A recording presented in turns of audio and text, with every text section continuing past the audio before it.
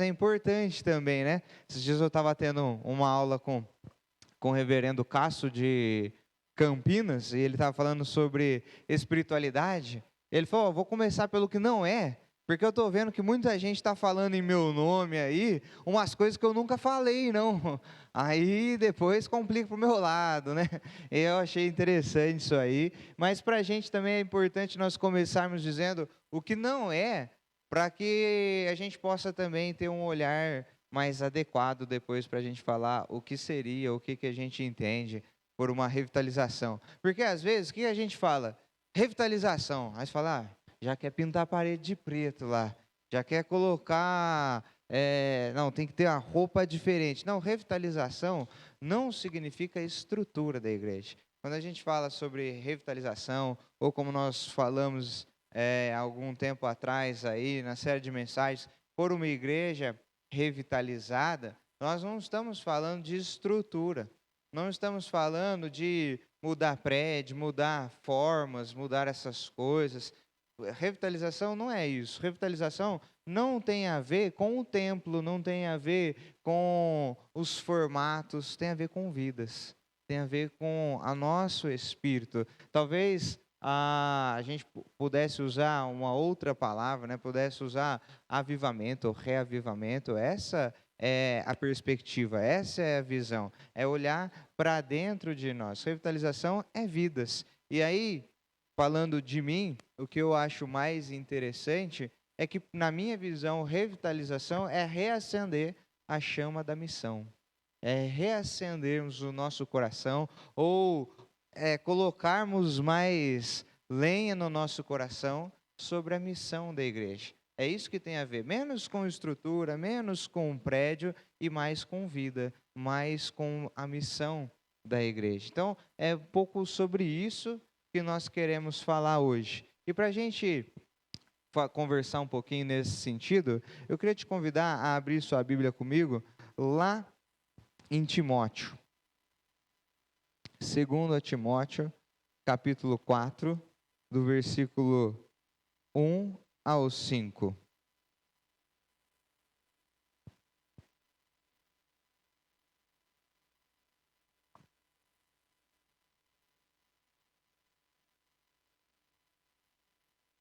Segunda Timóteo 4, do 1 ao 5.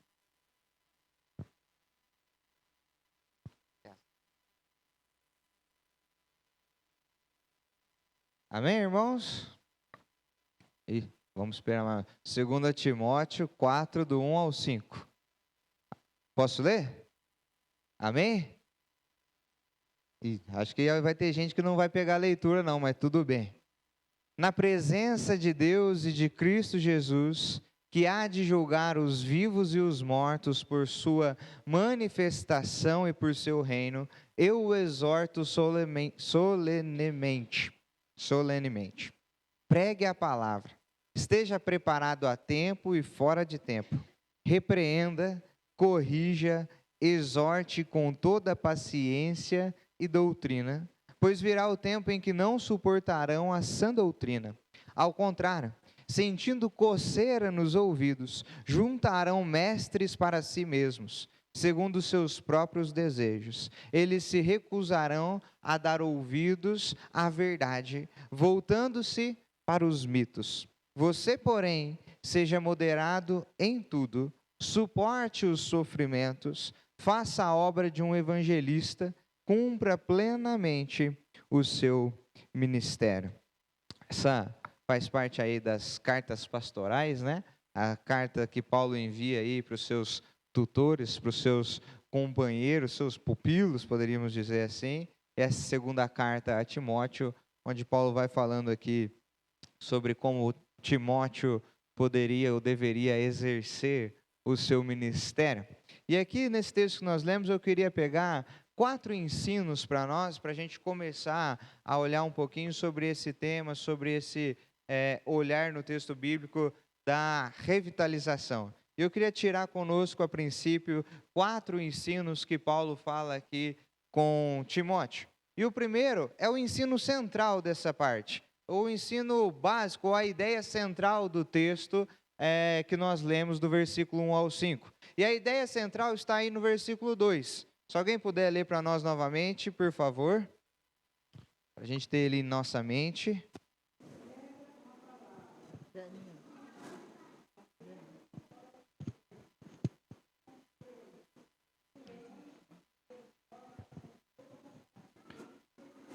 Muito obrigado, Ruth. A ideia central do texto aqui, que Paulo está escrevendo para Timóteo, está no versículo 2. Essa é a ideia central que a gente precisa gravar desse texto. Ele diz para Timóteo: prega a palavra.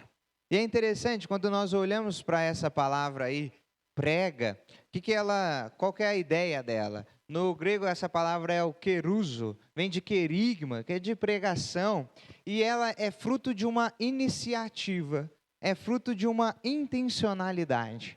Isso tem uma palavrinha que eu gosto muito, essa palavrinha intencionalidade.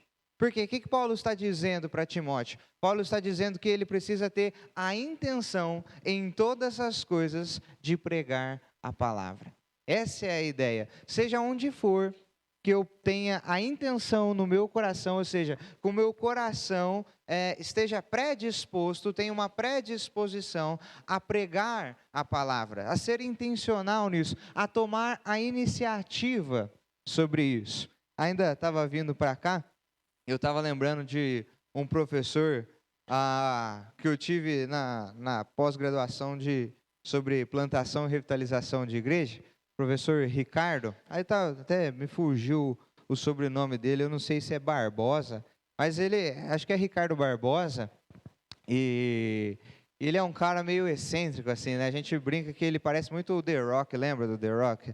Grandão lá, parece o irmão ali, brincadeira. Aí vem o The Rock, assim, e ele é um cara muito apaixonado por missão e tudo mais.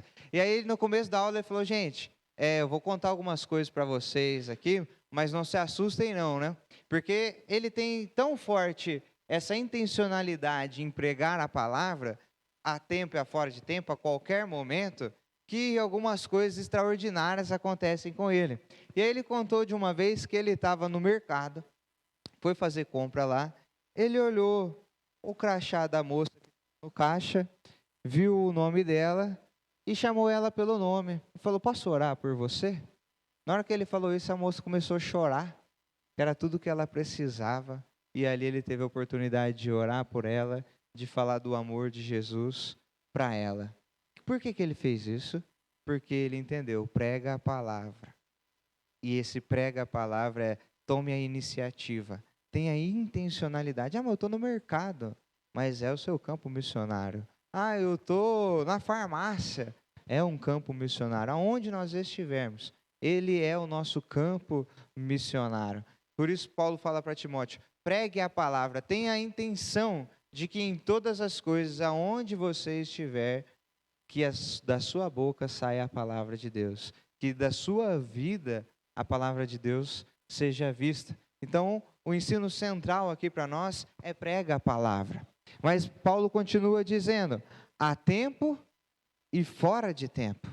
Aqui ele usa aquela palavra que a gente conhece bastante, que é o kairos, o tempo de Deus. Mas ele usa dois formatos aqui: o eukairos, que é a tempo, e o akairos, que seria fora de tempo. O que ele está dizendo? No momento ideal, no momento oportuno, no pequeno grupo, na minha casa, ou quando a pessoa vem se abrir comigo, aquele tempo que você vê é ideal para a gente falar, é oportuno para eu pregar a palavra, é nesse momento, é o eukairos, mas também no momento que não é conveniente, no momento em que você fala assim: não, mas se eu pregar agora, o que vai acontecer?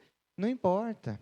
Porque isso não é algo que vai acontecer, é isso que está dentro de mim. A minha vida forma isso. Um texto que eu gosto muito é Paulo, quando ele fala aos Colossenses, capítulo 3, e Paulo fala uma coisa lá que me chama muito a atenção. Ele diz: revesti-vos do amor de Cristo. O que ele está dizendo? Que Cristo agora nos deu uma nova roupa, um novo modo de ser. Então, quando eu tiro lá a minha roupa, existe uma outra pele que está por baixo. E essa pele é o amor de Cristo. E essa pele não tem como sair de mim. Por isso, aonde eu for, a palavra tem que ser pregada. Por quê? Porque ela é a minha segunda pele, ela é a minha roupa verdadeira, ela é aquilo que transparece a verdade de mim. Então, Paulo diz para ele: pregue a palavra a tempo e a fora de tempo. Seja no momento ideal, no momento conveniente, ou não. Ou no tempo que você tem que tomar coragem ali e pregar. Essa é a ordem de Paulo, essa é a ideia central aqui do texto. Pregue a palavra a tempo e a fora de tempo. Mas como isso? Como que eu vou pregar a palavra? Como que eu vou fazer isso? Paulo continua dizendo no versículo 2, ele diz: repreenda, corrija e exorte. Eu gostei da versão que a Ruth leu. Qual foi a versão, Ruth? Vida Nova? Mas você lê para nós o finalzinho novamente? Do versículo 2?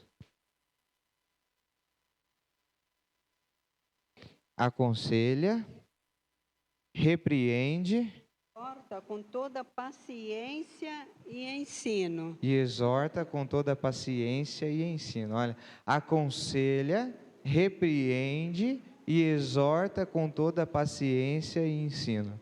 Nas nossas versões aí mais tradicionais deve estar repreenda, corrija e exorte. Repreenda é justamente a ideia de alertar aqui, de aconselhar, de mostrar: olha, o caminho que você está tem consequências. Mostra o resultado do pecado. Continuar nessa vida vai te levar para tal caminho. É mostrar, é alertar. Olha, você precisa mudar de direção. Jesus é a nova direção para a sua vida. É isso que Paulo fala quando ele está dizendo aqui: repreenda ou aconselha. Mostra o resultado as consequências das escolhas ruins na vida. Então, a primeira coisa que Paulo diz aqui para Timóteo, para nós pregarmos a palavra, ou a primeira forma para nós pregarmos a palavra, é repreenda, é aconselha, é alertar a pessoa que o modo de vida dela trará um resultado.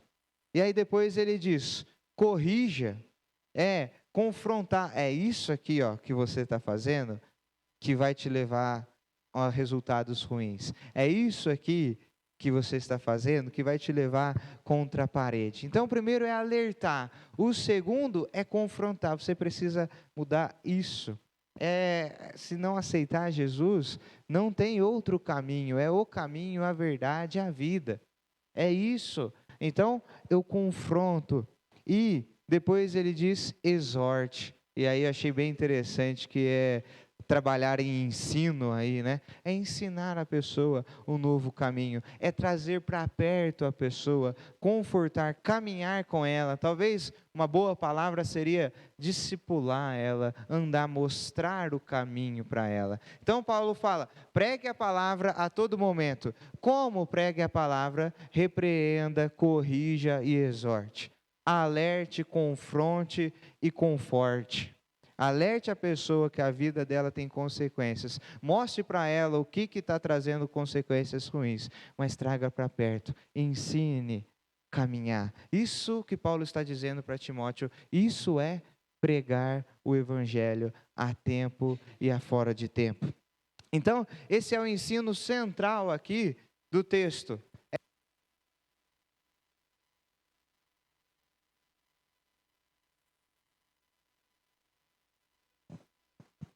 Obrigado. Essa é a ideia central do texto. Pregue a palavra a tempo e a fora de tempo. Depois, Paulo ensina aqui para Timóteo o ensino fundamental do texto. Qual que é o fundamento que nós temos para pregar a palavra a tempo e a fora de tempo? E é no versículo 1 onde Paulo diz isso. O fundamento que eu tenho para viver essa vida pregando a palavra é Cristo. É a revelação de Cristo. Então Paulo no versículo 1... Elide, vou pedir para você ler aqui que eu já dou para o seu microfone.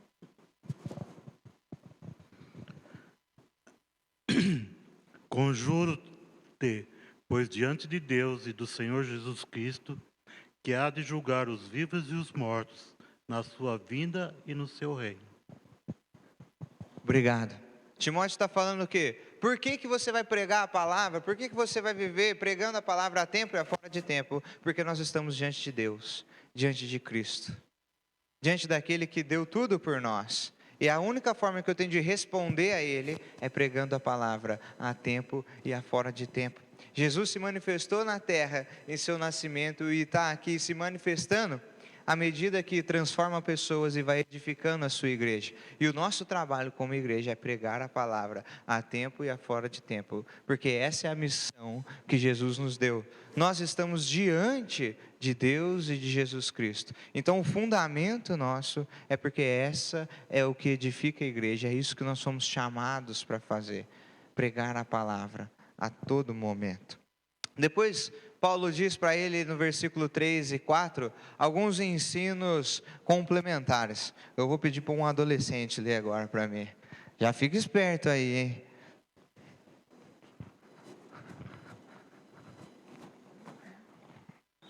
Aí, ó. Versículo 3 e 4.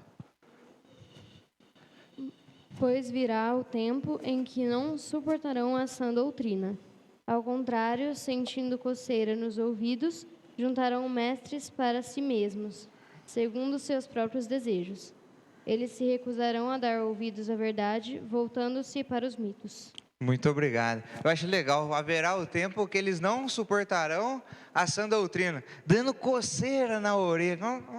Eu não aguento, a pessoa escuta a mensagem, aí confronta, ela é confrontada, ela dá até coceira. Fala, não, sai daqui que eu não suporto ouvir o que você está falando para mim. E Paulo diz para Timóteo, haverá um tempo, haverá um momento no mundo, haverá pessoas no mundo que serão assim, não suportarão ouvir o Evangelho. Por que isso acontecerá? Por que as pessoas, muitas das vezes, não suportam ouvir o Evangelho? Por causa do pecado. E é isso que justamente nós temos que alertar. É isso justamente nós temos que confrontar. Por causa do pecado, as pessoas não conseguem ouvir o Evangelho, não suportam. Porque o Evangelho, ele confronta. Paulo diz, nós precisamos confortar, nós precisamos caminhar, mas o Evangelho também confronta. Nunca vi uma mensagem reformada, como nós estamos no tempo da reforma, que diz assim, você merece a graça de Deus, você é tão bonzinho, olha só vejo gente linda aqui, merecedora da graça de Deus.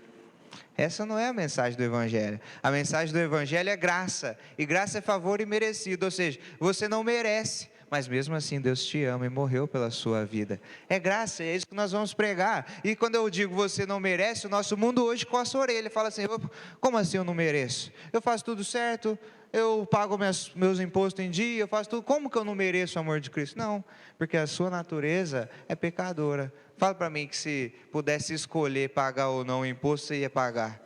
Tá bom, a Ruth eu acho que ia, a Ruth é firme.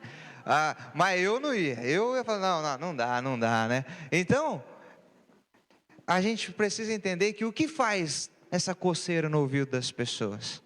É o pecado. É o pecado. Por quê? O Evangelho confronta. Então, o pecado faz com que as pessoas não suportem ouvir que nós não somos tão bons quanto nós achamos que somos. E aí, o Ronaldo Lidoro, ele tem uma frase que eu acho muito interessante.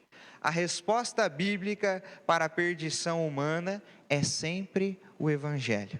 E o Evangelho é Cristo. A resposta bíblica para o pecado é Cristo.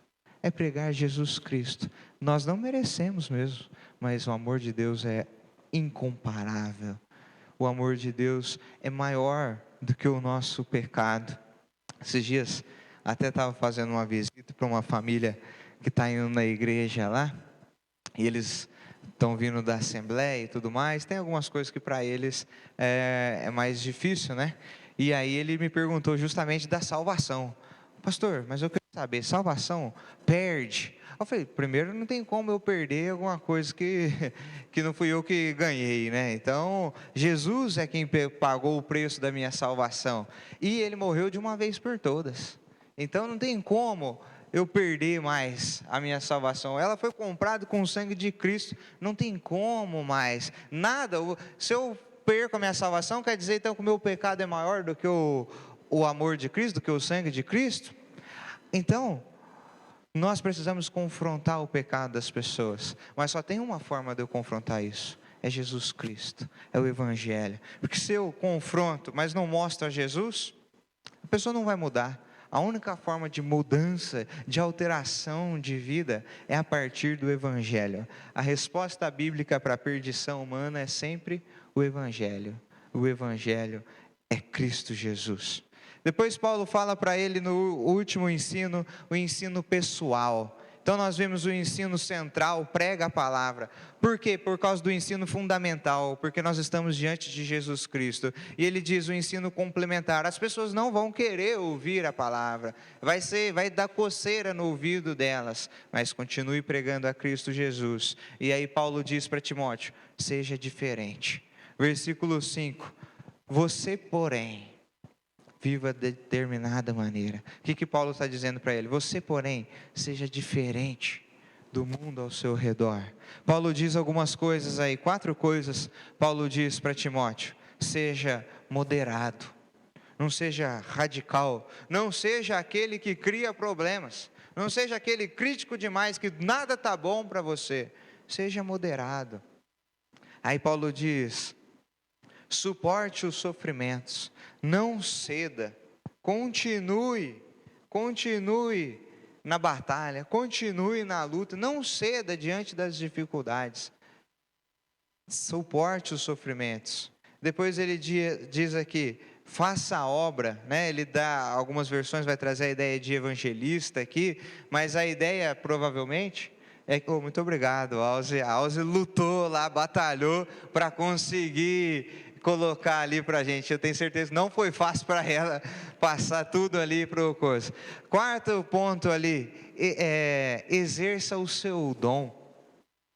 E Paulo aqui nas versões, Paulo vai dizer, né, seja evangelista, mas a ideia é que o dom de Timóteo era de um evangelista, e o que o Paulo está dizendo para nós é, exerça o seu dom, aquilo que Deus te deu, aquele presente, aquele algo que Deus deu para você, exerça ele, cumpra o seu ministério, não desista, não fique pelo caminho. Então, esses são os 4 ensinos aqui que Paulo passa para Timóteo desse versículo 1 ao 5. E eu queria pegar agora esses ensinamentos e trazer para nós na revitalização. Como nós revitalizamos o nosso coração para vivermos por uma igreja revitalizada. E aí, a pergunta que eu fico é, deu certo aí? Obrigado, Alze. Quando que uma igreja precisa de revitalização? Essa é a primeira pergunta para a gente começar. Quando uma igreja precisa de revitalização? Aí a gente volta lá no versículo 2, pregue a palavra, esteja preparado a tempo e a fora de tempo, repreenda, corrija, exorte com toda a paciência e doutrina. A Alze já colocou aí, eu trouxe alguns autores que falam um pouquinho sobre quando uma igreja precisa de revitalização. O primeiro está aí para nós, Hernandes Dias Lopes. O Hernandes Dias Lopes aponta 7 princípios para que a gente precisa perceber se uma igreja precisa ou não, está na hora de revitalização. Primeiro princípio é que perdeu a integridade doutrinária. Não tem mais a sã doutrina, não tem mais o evangelho sendo pregado na igreja. Segundo princípio, quando as reuniões de oração estão se agonizando, estão por um fim, quando a comunhão é um fim e não um meio, ou seja, o que é isso? Eu vou na igreja para viver em comunhão, eu vou nas casas na hora do lanche, eu quero esperar chegar o lanche, não sei se aqui está começando com o lanche ou terminando com o lanche, mas assim, o mais importante é comer. O mais importante é esse momento, é a brincadeira, é estar com o outro, é estar falando e tudo mais. Isso é extremamente importante. Eu diria que isso é essencial, mas não é o fim, não é o objetivo. O objetivo é Cristo Jesus, o objetivo é o Evangelho. Então, o problema não é ter comunhão, tem que ter muita comunhão, tem que ir para o lanche e falar assim, nossa, hoje que contar o que aconteceu comigo na escola, eu tenho que contar o que aconteceu comigo no trabalho, eu tenho que conversar com tal irmão, com tal irmã, isso tem que estar dentro do nosso coração, mas isso não é o fim último, o fim último é o Evangelho de Cristo Jesus. Depois, Hernandes Dias Lopes diz que a igreja precisa ser revitalizada quando ela está secularizada. Ou seja, isso é interessante. Tem até o Pezzini, agora fugiu o nome dele aí, José Carlos, né? José Carlos Pezzini, ele fala uma coisa que eu acho muito legal.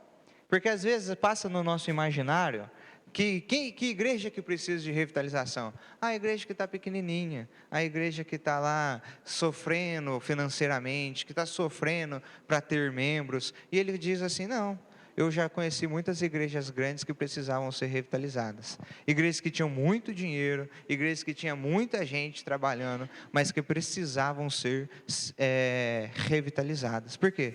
Porque eram igrejas secularizadas. Era a igreja que ela e o mundo não faz diferença mais nenhuma. Que ela não prega mais a palavra a tempo e a fora de tempo. Que as pessoas vão para curtir a vibe, para curtir a comunhão ali. Que as pessoas vão para ficar no oba-oba. Então, revitalização não é para a igreja que está agonizando. Não é apenas para a igreja que não consegue se sustentar, por um exemplo. Revitalização é para uma igreja que se secularizou. Para uma igreja que perdeu a sua integridade, para uma igreja que onde a reunião de oração não está agonizando. E aí, em quinto lugar, onde os crentes buscam a bênção e não o Deus da bênção. Onde o crente vai para receber, e aí a igreja se torna um bom clube, porque ele paga a mensalidade dele lá, e aí ele senta no banco e fala, deixa eu ver. Mas louvor hoje desafinou. Igual um amigo meu me mandou, ele foi no show lá que teve da oficina G3 aí, e aí ele estava me contando, pô, os caras erraram tudo lá, os caras foram tocar e faz muito tempo que eles não tocavam e tudo mais, erraram tanto. Quando a gente vai num show, a gente tem o direito, eu paguei, eu tenho o direito de falar assim, nossa, mas não estava bom. Aí às vezes a gente está achando que a igreja também é o show, eu vou lá para receber a bênção, a bênção que Deus vai me dar. Só que eu venho aqui para receber o Deus da bênção. E aí a gente pode cantar, né? Se Deus fizer, Ele é Deus. Ah, mas se Ele não fizer, Ele é Deus. Se a porta abrir ou fechar, Ele continua sendo Deus. Esse é o Deus que a gente precisa buscar.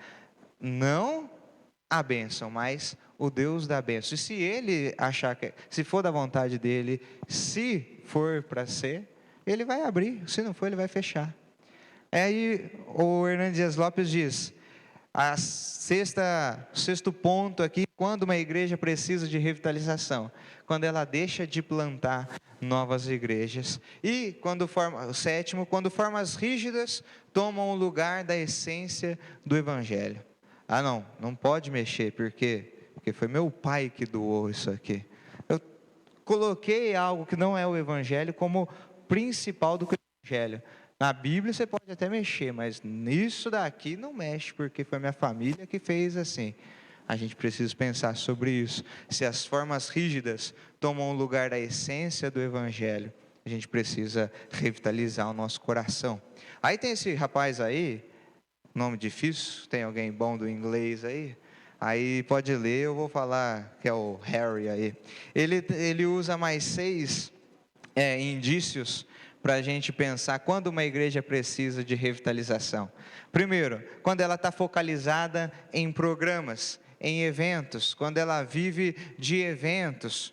Depois, quando ela está voltada para o passado, quando ela vive do que aconteceu no passado e não está mais ligada no presente. Depois ele diz, quando a igreja está na mentalidade de manutenção. O que é isso? Quando a igreja está voltada para dentro. Tudo que acontece dentro dela está voltado para ela mesma. Mais ou menos na ideia do que a gente falou do clube. Então eu pago a mensalidade e eu quero que as coisas venham para mim. E eu não vou para fora, eu não me estendo.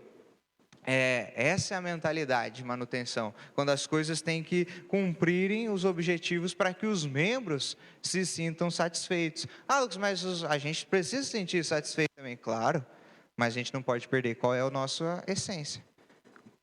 Por que nós somos igreja? À noite nós vamos falar um pouquinho disso também, mas ser igreja, do grego vem ekklesia. Ekklesia vem da preposição ek, que é fora, e klesia, que que é assembleia, ou seja, é um ajuntamento para fora. Ser igreja, o nome igreja já nos diz algo muito essencial, que nós somos para fora, nós somos feitos para missão, nós somos feitos para pregar a palavra a tempo e a fora de tempo. Claro que nós precisamos cuidar uns dos outros, suportar uns aos outros em amor, é bíblico, está na Bíblia, mas isso não pode suprimir a missão da igreja, que é viver o Evangelho de Deus. Depois, quando nós justificamos o fracasso e se vitimizam. Eu lembro uma vez com um outro professor, a igreja não estava indo bem, né? Aí a desculpa que era assim, mas o que adianta crescer sem qualidade? É verdade, né? A gente não adianta nada você ter números, mas não ter qualidade. Mas será que não crescer também não está mostrando que a gente também não está em qualidade? Então, essa a ideia aqui, quando a gente arranja coisa para vitimizar. Depois, quinto lugar, quando possuem má reputação e quando eles se desviaram do evangelho da graça. E aí eu queria fazer um fechamento aqui desses pontos que nós vimos em 3 deles. Quando a igreja, pode passar, Alves, fazendo favor. 3 pontos aí.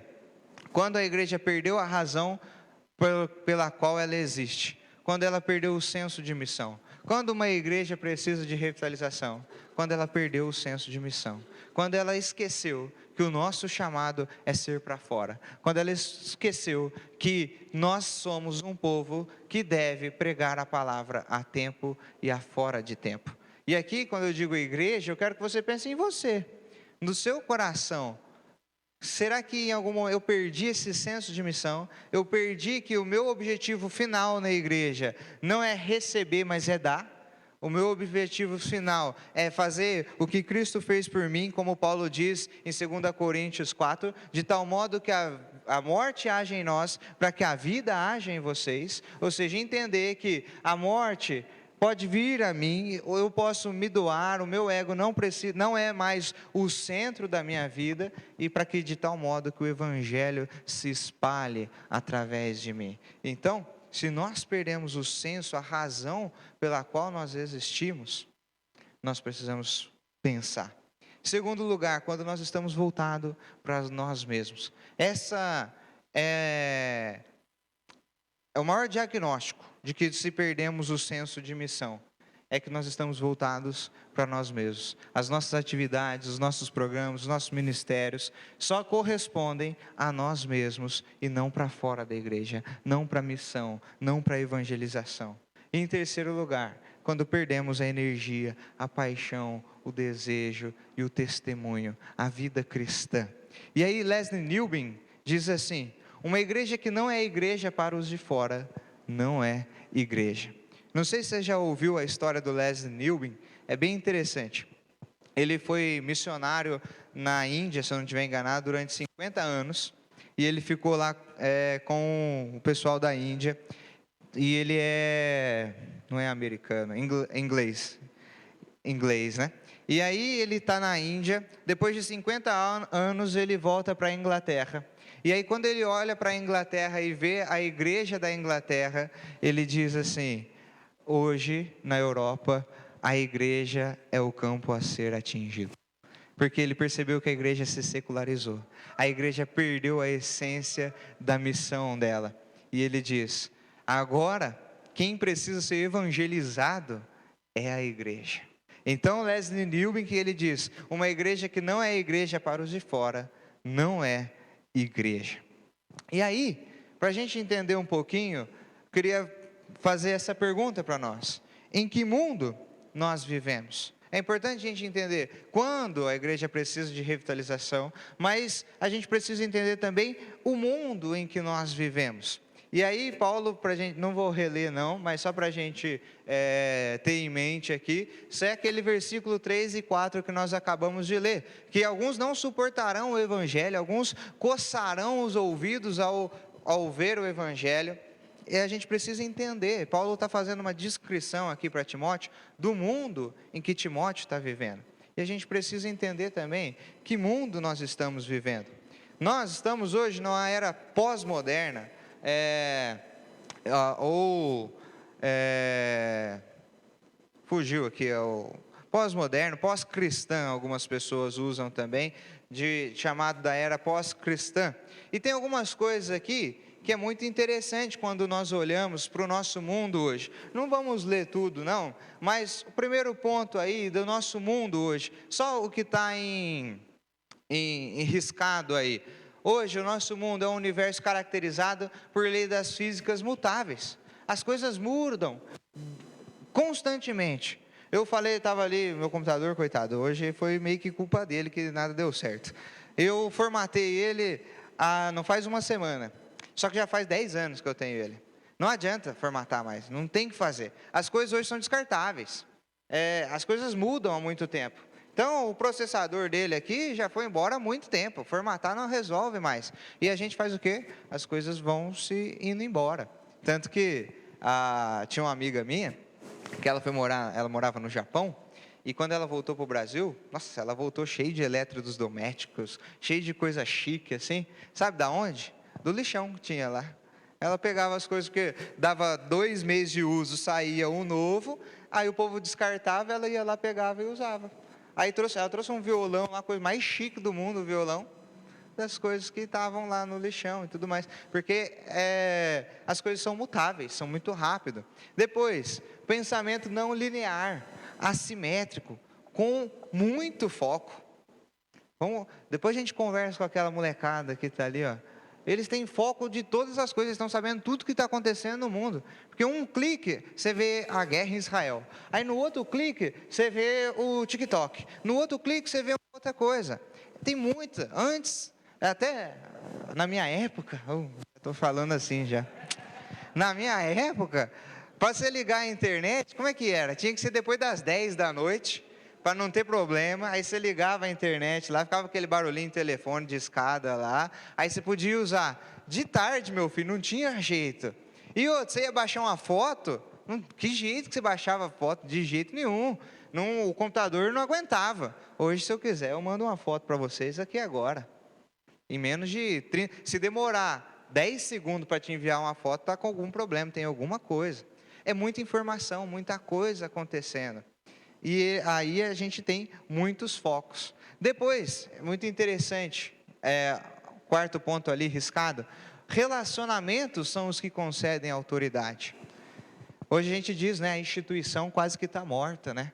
Por quê? Porque quem é o pastor para vir falar comigo? Quem é meu professor para vir falar comigo? Porque a questão da autoridade não tem mais no nosso mundo. Agora é relacionamento. É você estar com a pessoa, eu conheço tal pessoa, eu aceito ela falar comigo. Se eu não conheço ela, quem é você para falar comigo? Esse é o nosso mundo hoje. E depois a comunicação, ela é conversacional, ela é informal, ela é indireta. Quando nós até mesmo a própria mensagem hoje, antes dava para ouvir pregadores aí, 40 minutos, 1 hora e meia, né? Eu falo, uma vez eu fui ouvir o Augusto Nicodemos, ele pregou Jonas inteiro. Os 4 capítulos do livro de Jonas, ele pregou lá, sei lá, deve ter dado 1 hora e meia, 2 horas em mensagem. Imagina que vai ficar 2 horas hoje ouvindo alguém. Tem que ser um ótimo comunicador, porque a comunicação hoje é no bate-papo, é na conversa, é algo mais informal, é mais direto ali, né? Então, essas são algumas coisas que o nosso mundo tem hoje. Alguns autores vão dizer para nós, pode passar a por favor, Cristian, que o nosso mundo, até 2050, 7 a cada 10 pessoas viverão em cidades. Ou seja, a gente já teve aqui um grande êxito rural, né? Mas cada vez vai ficar maior isso. Cada vez as pessoas vão buscar a cidade, ou até o campo vai virar uma cidade. Hoje você vai na roça, você não fica sem internet. Você vai em qualquer lugar do mundo, você tem, você vai lá, onde que o presbítero Carlos mora mesmo? Fugiu o quê? Borebi. Você está lá, você tem internet. Quando você ia para a roça, assim, meu pai foi pastor muito em cidade que tinha congregação na roça, ou você brincava com um carrinho lá, ou não tinha o que fazer. Mas a urbanização é tão grande que 2050 provavelmente a gente não vai ter pessoas mais que moram em zona rural. Por quê? Porque elas estão buscando bem-estar, elas estão buscando desenvolvimento, estão buscando integração. Esse é o nosso mundo hoje. Depois, a gente falou um pouquinho disso também, mas nós vivemos no mundo líquido hoje. Não sei se você já ouviu esse termo. Zygmunt Bauman, ele diz que nós vivemos no mundo líquido, que é um mundo de experiências rápidas, um mundo descartável. Foi aquilo que nós falamos do computador, do celular. E aí no Facebook, por exemplo. Facebook, você aceita uma pessoa, postou um negócio que eu não gosto, vou lá e descarto, porque eu não tenho mais como, eu não preciso mais vir com o Elide e falar, Elide, eu não gostei daquilo que você falou comigo. Ele não falou nada, ele foi lá, postou um negócio na página dele, eu não gostei, eu vou lá e descarto o Elide da minha vida, e eu não quero ver ele mais. Então é fácil eu criar relacionamentos, e é mais fácil ainda eu descartar os meus relacionamentos, porque eu não preciso conviver mais com as pessoas. É o que a gente chama hoje dos juízes de internet, né? Todo mundo fala o que quer na internet, por quê? Porque eu não preciso dar a cara para bater. E é o nosso mundo hoje, ele tem experiências rápidas, ele é um mundo volátil, ele é um mundo descartável. E como que isso se expressa? Os alvos das pessoas, os programas, as convicções das pessoas.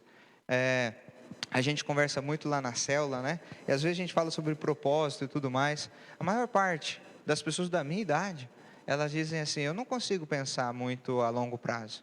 No máximo 5 anos. Eu não sei o que eu quero para frente. Eu sei o que eu quero para hoje, para amanhã, para depois eu não sei. É alvo rápido, porque as coisas são muito rápidas hoje. Se for gravar um vídeo, é 15 segundos, mais que isso ninguém presta atenção mais. Então as coisas são muito rápidas, os alvos são rápidos, os programas são diferentes, os programas são descartáveis. Não gosto de ir lá, não vou, não tenho compromisso de estar com as pessoas. As convicções mudam a todo momento. E esse é o nosso mundo. E ele é um mundo plural e multirreligioso. Quando nós olhamos para a igreja, hoje o nosso mundo nega qualquer tipo de dogma, ou seja, qualquer tipo de convicção, a verdade. Não se existe verdade, o mundo não aceita a concepção de verdade. É um mundo que está num sincretismo, é um mundo que está no misticismo ali, aquilo que na experiência. Muitas vezes a gente fala, o culto hoje tem que ter uma experiência para a pessoa. É interessante. Aqui a gente tem o Starbucks lá mais perto aqui de nós. Aí você vai lá no Starbucks, você pede um cafezinho lá, aí você pede o cafezinho, R$ 25. Aí você olha no mercado, o pó de café, que vem 1 quilo, está R$ 17. Aí você vai beber 500 ml por R$ 23. Mas por quê? Porque é experiência. Aí o cara vai lá, ele senta na poltrona do Starbucks, coloca o notebook dele ali, e ele é um cara de negócios, ele é um empreendedor, e as pessoas que olham para ele têm uma visão diferente dele. Então é o que a gente vende, e é a experiência, como eu me sinto, é como eu pertenço àquele lugar. E hoje, é o status que eu vou transmitir ali. Ontem eu e a Elô, a gente comeu um sorvete de queijo. Mas bom mesmo, sorvete de queijo.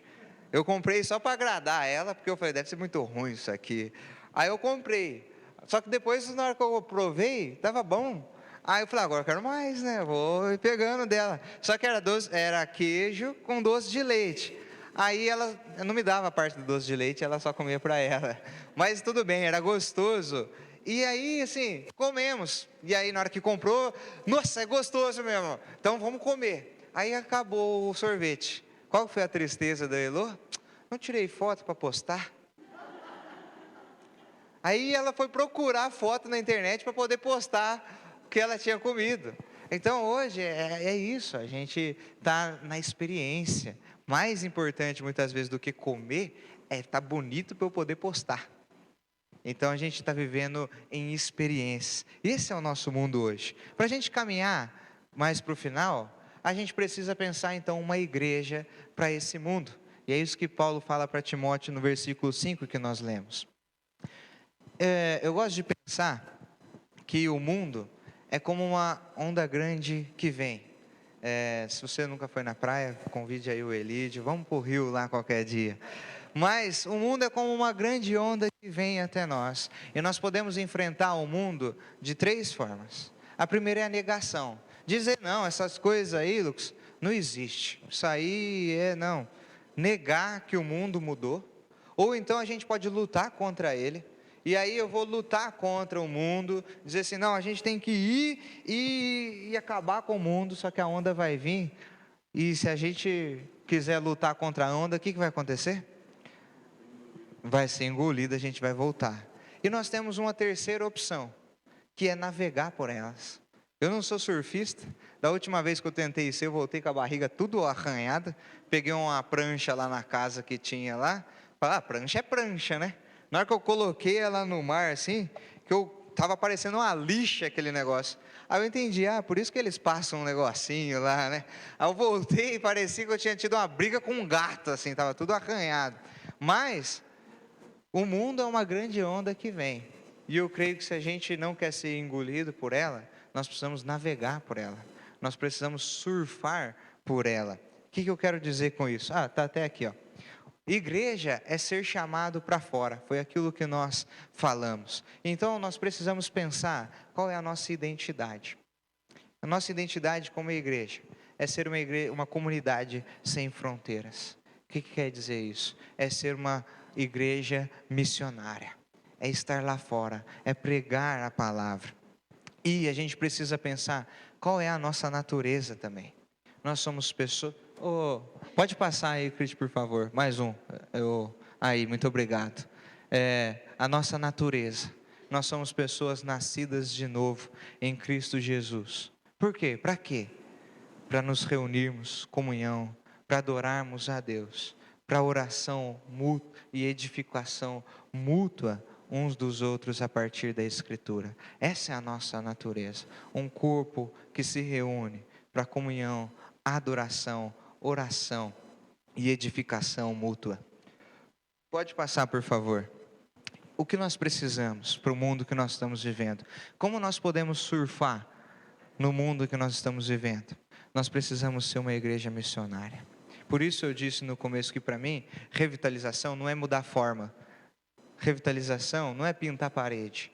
Revitalização é reacender a chama missionária.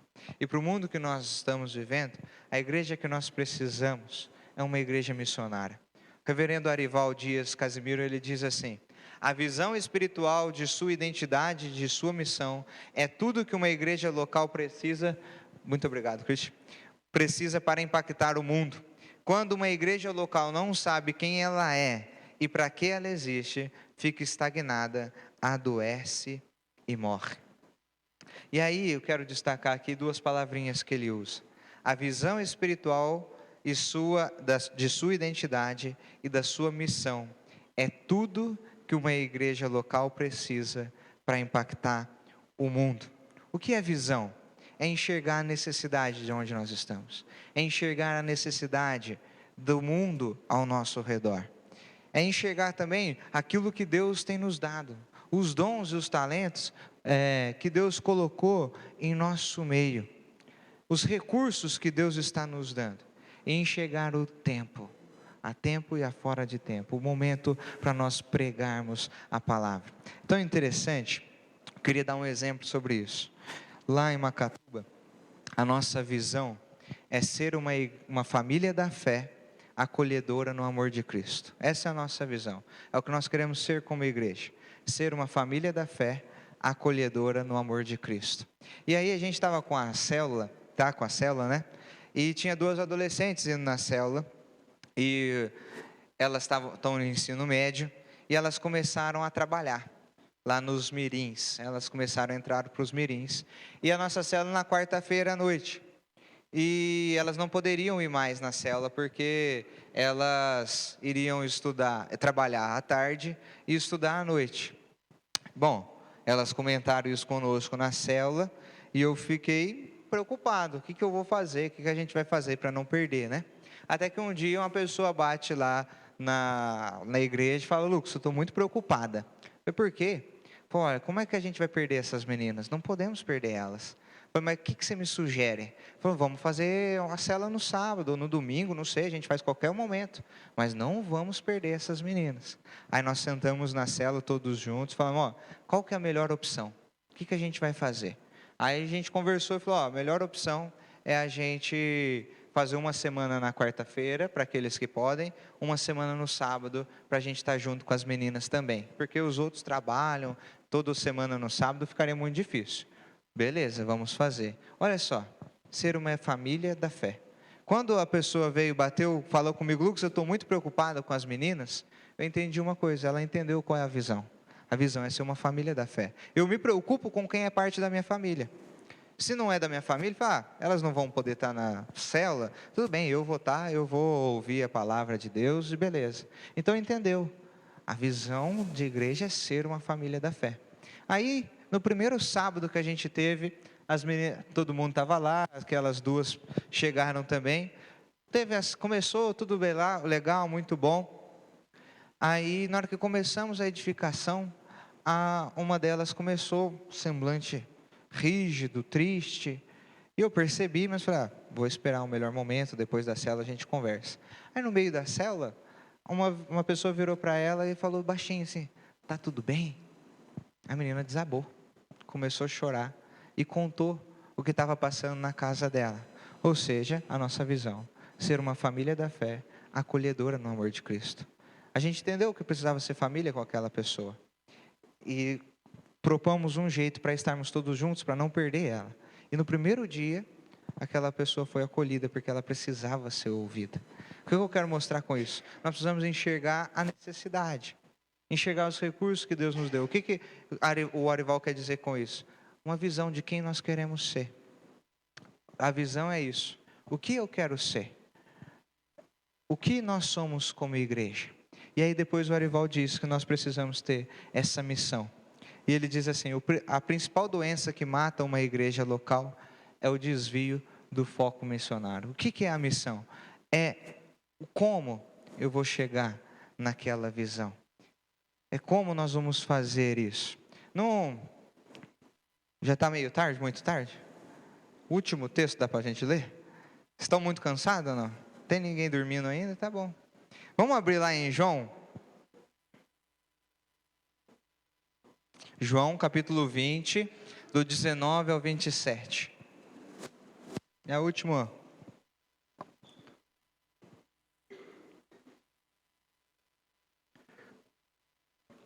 João 20, do 19 ao 27.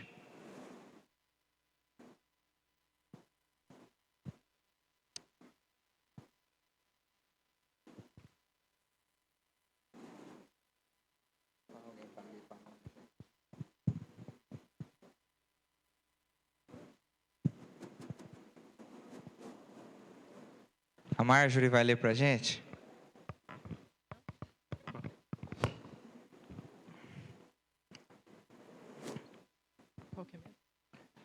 João 20, do 19 ao 27.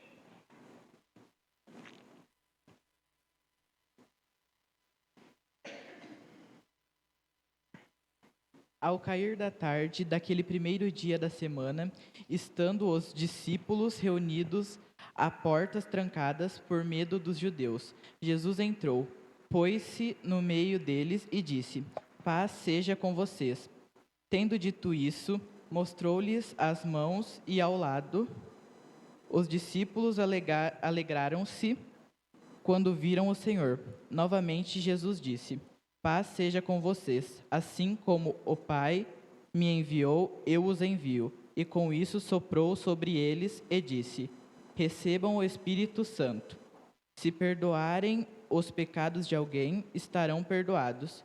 Se não os perdoarem, não estarão perdoados. Tomé, chamado Dídimo, um dos 12, não estava com os discípulos quando Jesus apareceu. Os outros discípulos lhe disseram, vimos o Senhor. Mas ele lhes disse, se eu não vir as marcas dos pregos nas suas mãos, não colocar o meu dedo onde estavam os pregos, e não puser a minha mão no seu lado, não crerei. Uma semana mais tarde, os seus discípulos estavam outra vez ali, e Tomé com eles. Apesar de estarem trancadas as portas, Jesus entrou, pôs-se no meio deles e disse: Paz seja com vocês. E Jesus disse a Tomé: Coloque o seu dedo aqui, veja as minhas mãos, estenda a mão e coloque-a no meu lado. Pare de duvidar e creia. Aí, muito obrigado. Rapidinho, queria mostrar aqui para nós, a partir desse texto, 4 princípios para nós vivermos a nossa missão. Antes, só muito importante, onde os discípulos estavam? Vai lá, quem quiser responder. Onde os discípulos estavam? Trancados dentro de casa. Perceba que às vezes, como igreja, nós estamos trancados dentro de casa. Quando isso? Quando nós perdemos o senso de missão. Quando nós perdemos que a ideia de ser igreja é estar para fora. Então, os discípulos estavam trancados dentro de casa. E aí a primeira coisa que acontece é conhecer a Jesus, contemplar Jesus. Jesus bate na porta e ele entra. Paz seja com vocês, ele diz no versículo 20. Paz, no versículo 19, 20 e 26. Paz esteja com vocês, é contemplar Jesus. A primeira coisa que nós precisamos para ser uma igreja missionária é vida com Deus. É estar com Deus, é conhecer a Deus, é vida devocional, é vida contemplativa, é vida de oração.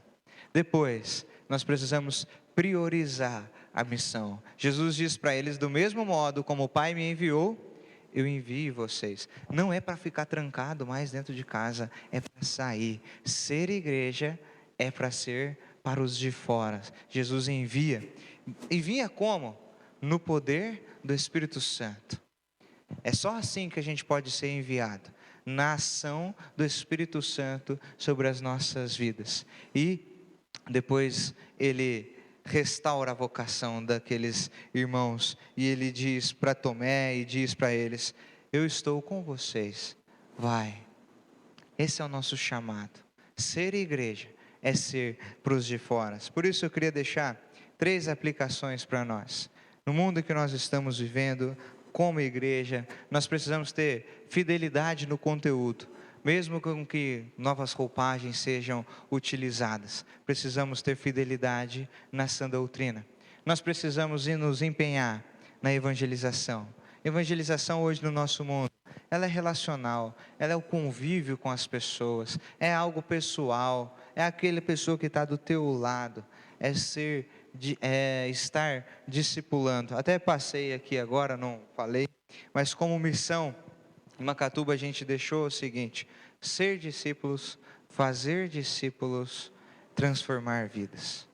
A nossa visão é ser uma família da fé, acolhedora no amor de Cristo. Como? Sendo discípulos, fazendo discípulos para transformar vidas.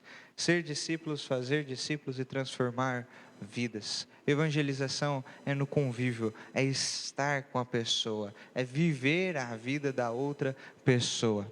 E por fim, a reacender a chama, reavivar o nosso coração.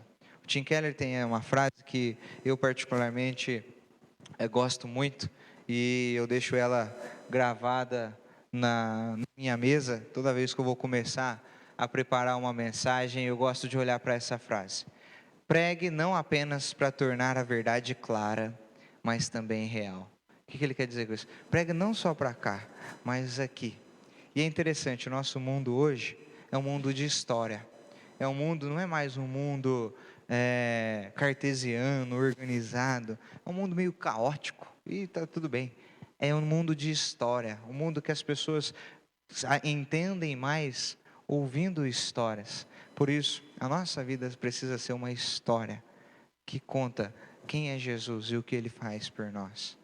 Revitalizar é mais do que mudar roupagens, é reacender a chama, reavivar o nosso coração. Como Paulo ensina para Timóteo: pregue a palavra a tempo e a fora de tempo. Pregue a palavra não para tornar ela clara, mas real na vida das pessoas. Amém? Perdão aí passar um pouquinho do tempo. Vamos orar mais uma vez? Se você quiser colocar em pé.